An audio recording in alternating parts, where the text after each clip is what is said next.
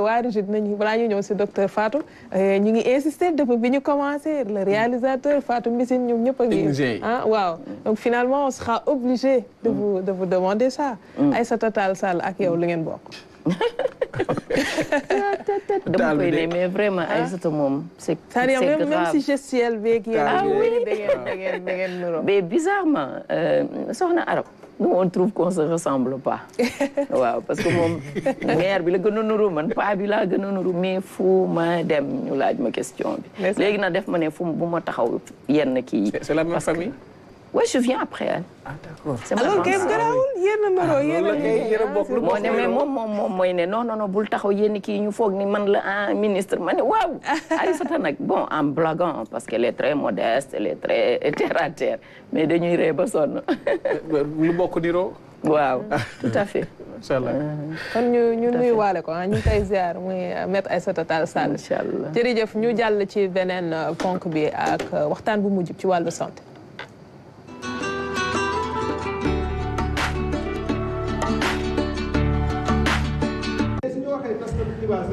Aziz docteur Fatou Bara Dione. waaw mooy directrice des infrastructures des équipements ak maintenance au ministère de la santé et de l'action sociale ñu doon waxtaanee nag jëm ci li nga xam ne moom moo di salon international bu santé ak matériel médical bu Dakar di CISDAC. wàccaay bi fan la toll ak tàmbali bi ak fan ngeen nar a jëm ak li nga xam ne moom moo di CISDAC bi. CISDAC bi tout d'abord jërëjëf pour invitation bi merci beaucoup Ndeye Aram merci Ban pour la question. En fait, CISDAC bi moom ça fait presque 2 ans ñu ngi koy préparé salon international de la santé et du matériel médical donc une organisation bu yemb vraiment avec un comité de pilotage comité d'organisation vraiment avec des sous-commissions finance logistique donc salon bi tey la nar a tàmbali donc nii day tàmbali nii à 9h avec la leçon inaugurale avec professeur Issakha.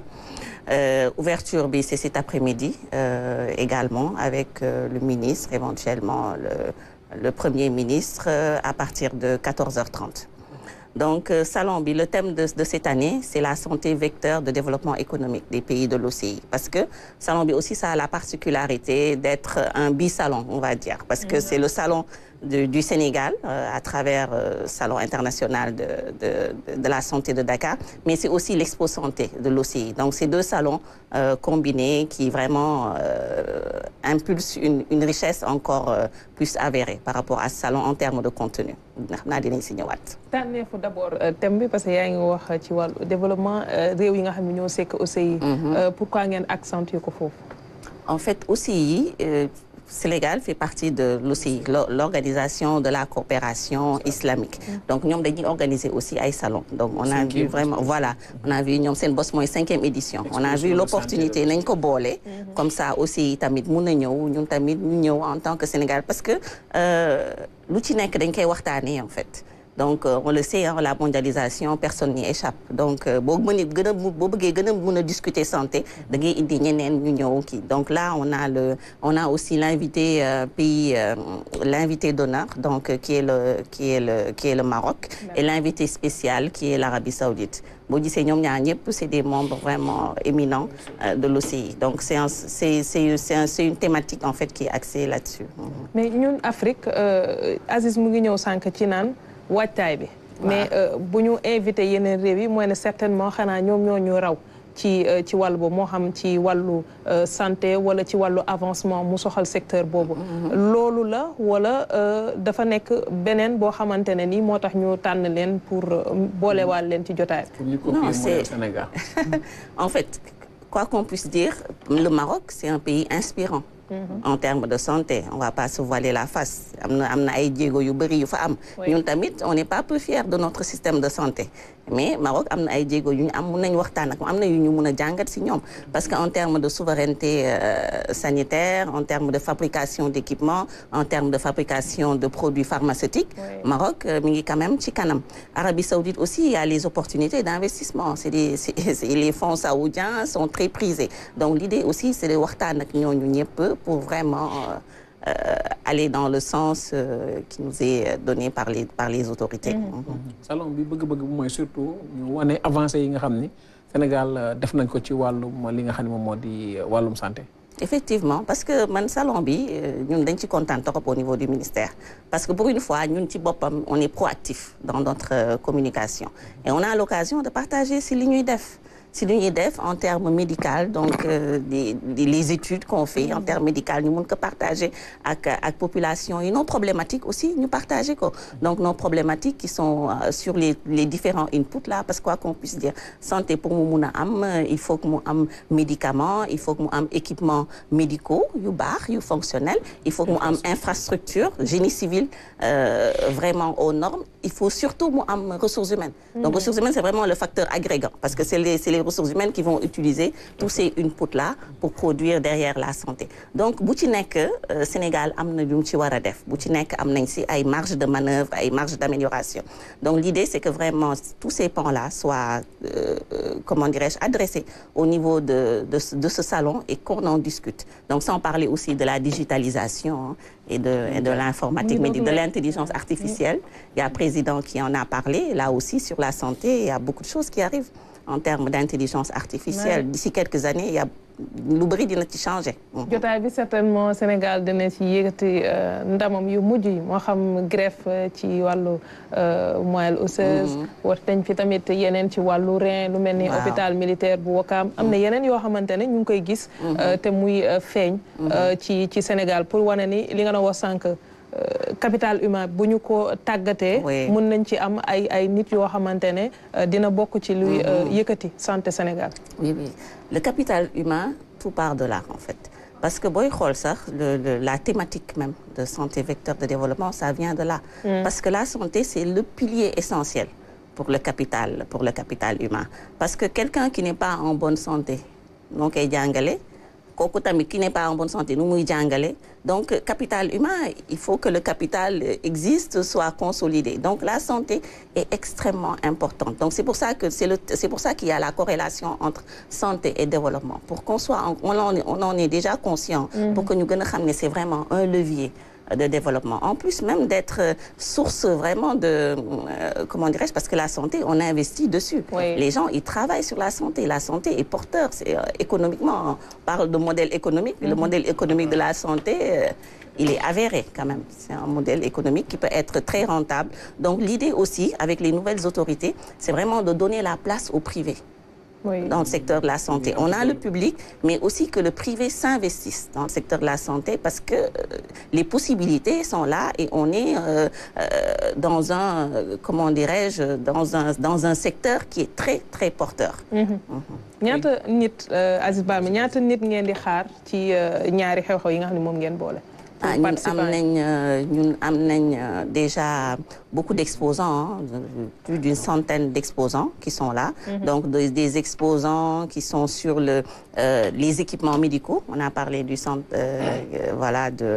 du salon du matériel médical, mais des exposants aussi ci wàllu infrastructure. Ça veut dire ñi tabax vraiment parce que voilà souvent salon yi daawul woon am ñooñu mais on a décidé parce que on a beaucoup de problèmes tout le monde le sait il y a des problèmes on a des joyaux mais on a aussi des infrastructures yoo xam ne war nañ ko yeesalaat donc ñu ne ñooñu tam nañ leen jox place ci salon bi ñu bokk ci waxtaan bi on attend plus de 20 000 donc participants on a aussi un dispositif sanitaire vraiment exceptionnel cette année avec je regardais tout à l'heure les spécialités, on est à pas moins de 15 spécialités. Donc avec des unités mobiles qui sont là parce qu'on a la chance d'avoir comme parrain le professeur Amadou Gallo Diop qui s'est mobilisé, qui a mobilisé derrière lui vraiment voilà les ressources humaines pour avec la DRS de Dakar bien entendu. Ils sont nombreux à s'être mobilisés. Le privé est là, donc on aura même des laboratoires privés qui sont venus, qui sont investis. Imagerie pour vraiment accompagner. Kon si est-ce que fa ñëw mën nga faju mën nga def. Dépistage parce que dañu ne une des instructions qu'on a eues c'est par rapport à la prévention donc dañu ne nañu bàyyi di faj rek. nañuy prévenir nañuy fagaru. parce que boo fagaroo doo feebar boo feebarul doo coûter état dara. te yow ci boppam tu es mieux quoi parce que nit ku feebar même su wéree dina garder ay tuuti séquelles ci li mu feebaroon donc dañu ne prévention boobu nag dañ koy jëmmal bu baax au niveau donc dépistage yu bëri dina fa am donc on a même la LISCA aussi qui s'est investi parce qu'on sait tous que voilà les maladies non transmissibles tout ce qui est maladies cardiovasculaires cancer etc. sont très inquiétants. Parce qu'on a là une double charge de morbidité. On avait déjà le palu, la tuberculose, etc. Mais là, en plus de ça, on a maintenant les maladies non transmissibles qui prennent le pas et qui sont très difficiles par rapport à la prise en charge, qui sont demandeuses d'équipements médicaux, d'infrastructures et voilà. tey jii taxawaayu ministère de la santé lan la taxawaayu CICES tamit nga xam ne fa lañ koy amalee depuis 2008 lan la. Ministère de la Santé ak CICES en CICES moo ñu accueillir mooy suñu partenaire de fait par rapport à ce salon-là comme j'ai dit ministère de la Santé moom salon bi salon wam la moom ak population sénégalaise parce que salon bi dañ ko def pour population sénégalaise pour ñu ñëw visiter exposition yi participer les étudiants tout le monde participer aussi ci panel yi déglu li ñu fay wax parce que li ñu fay wax ay experts ñoo fay nekk ay experts qui viennent de partout hein donc dans le monde de la France des États-Unis parce que exposant bu ci nekk parce que Sénégal pour l'instant on ne fabrique pas des équipements donc souvent les exposants c'est des distributeurs donc c'est des distributeurs qui ont des partenaires aux États-Unis en Inde comment dirais-je en Chine et qui ont leurs partenaires qui viennent donc qui sont là aussi qui participent à ce salon donc vraiment salon bi moom dañ ci bëgg a waxtaanee santé lépp lu jëm ci santé sans rien éluder parce que souvent da ngay jël ay éléments rek bàyyi beneen bi mu dab la donc mais booy xool santé bi vraiment adressé na lépp pour que on puisse vraiment avoir tous les éléments pour aller de l'avant.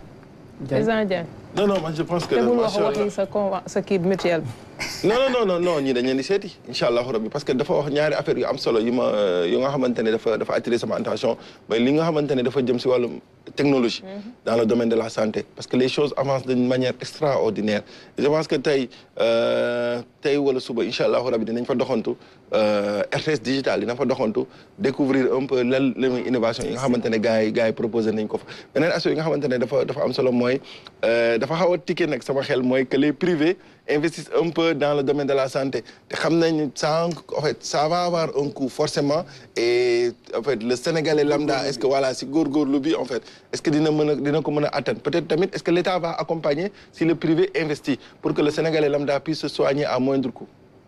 Non loolu moom c'est une préoccupation mais booy xool dans les pays développés le privé est là en France les cliniques privées sont là et ils arrivent à avoir des coûts similaires au public. Okay. Donc ça, c'est le combat. Je pense que la véritable problématique, c'est cette couverture santé universelle.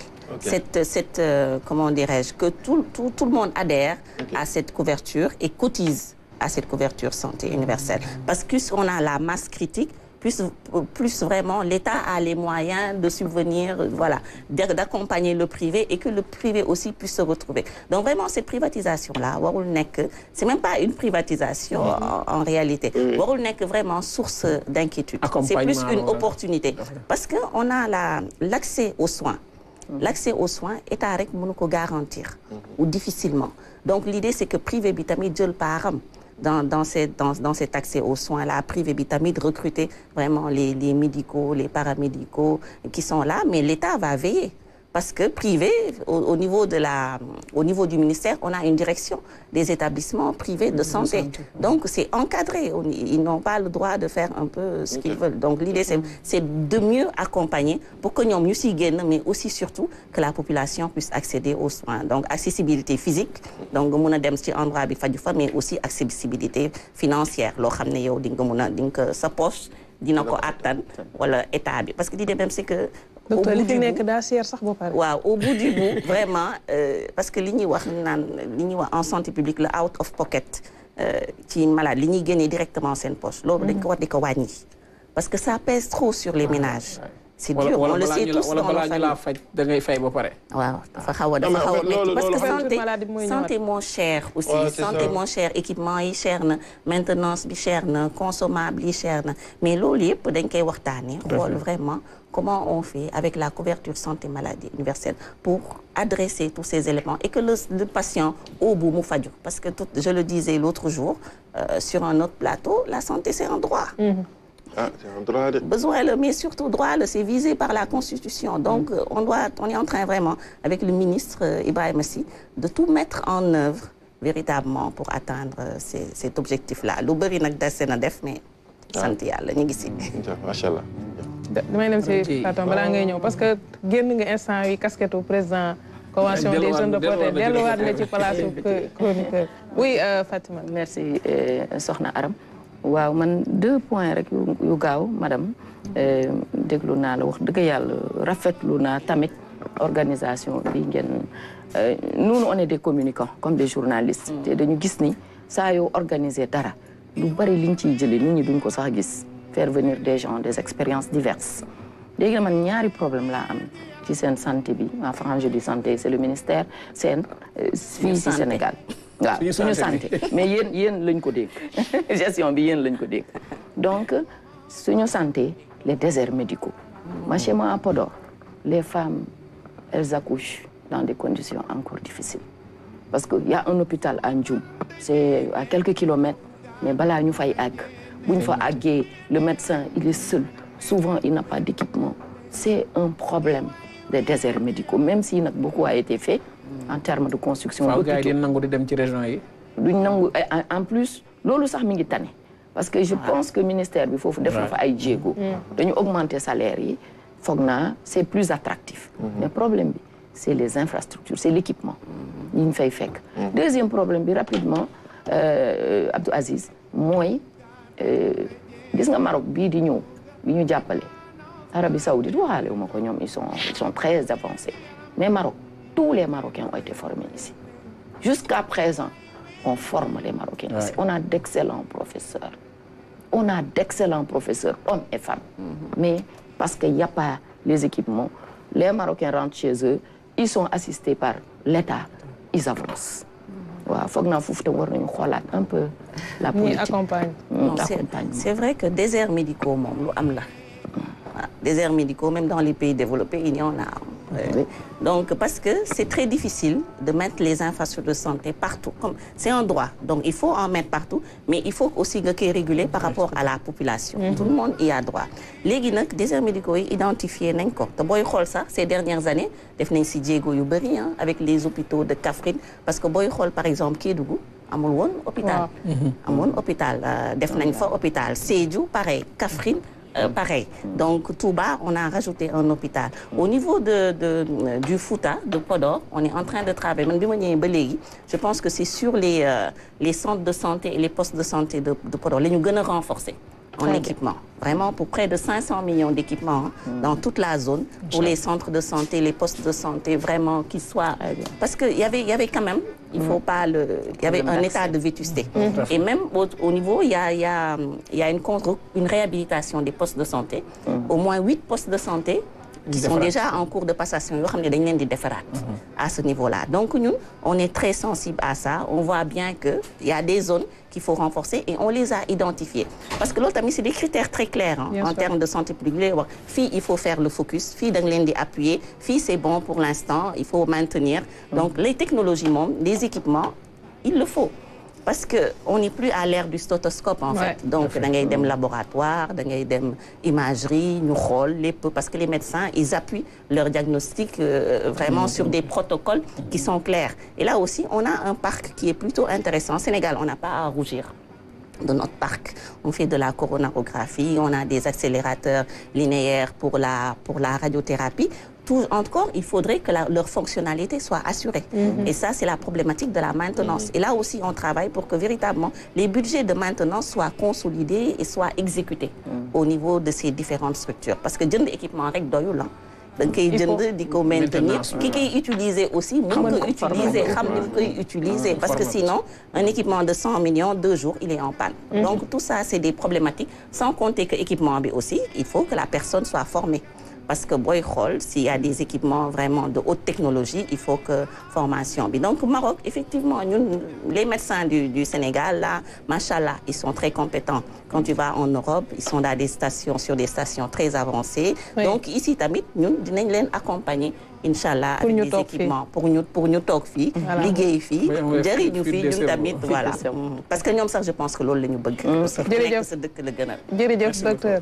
Merci beaucoup Ramatoulaye tey nu mooy boucler la boucle tey moom xaaral ma noppi rek waaw instant dama lay bàyyi loo def ñu jël